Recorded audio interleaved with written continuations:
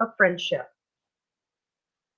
Imagine yourself a brand new grandmother, excited for your brand new grandchild to be born. It's going to be born on Friday. Your daughter's going to be induced in Virginia. You and your husband are excited. You're going to fly from Salt Lake to Virginia and hopefully get there in time for the baby to be born. And then you get a devastating phone call. Your daughter has gone in for an ultrasound and they couldn't find the baby's heartbeat. And you have realized that your first grandchild has passed away.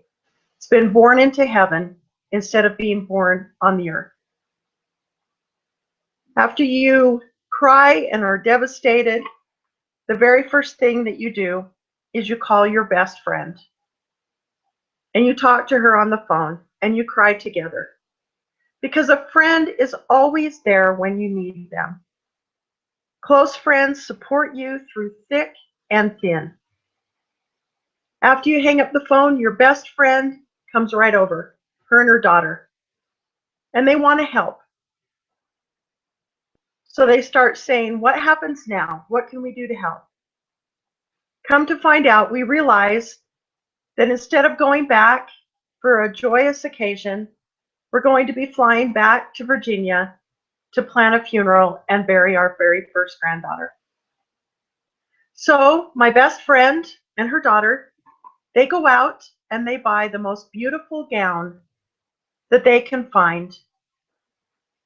And not only do they buy a beautiful gown, but they put pearls and beads on it. And they make a beautiful bow to put around the baby's head. Because they said this baby is so special that it deserves to have the very special gown to be buried in.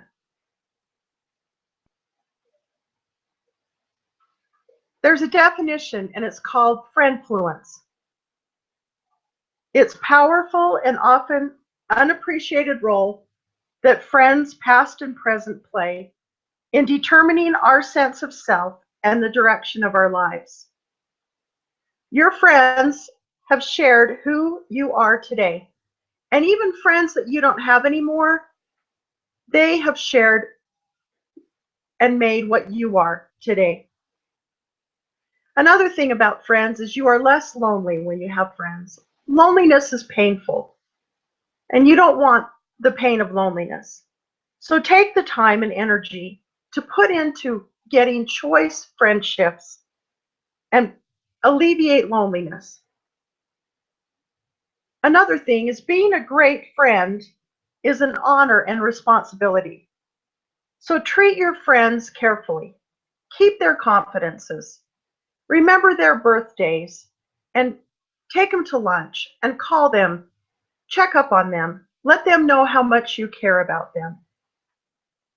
Experiences with friends, true friends, make it easier to live the gospel. Whenever you think about your friends, you should smile. You should have a smile within yourself and a smile that just brightens up your personality.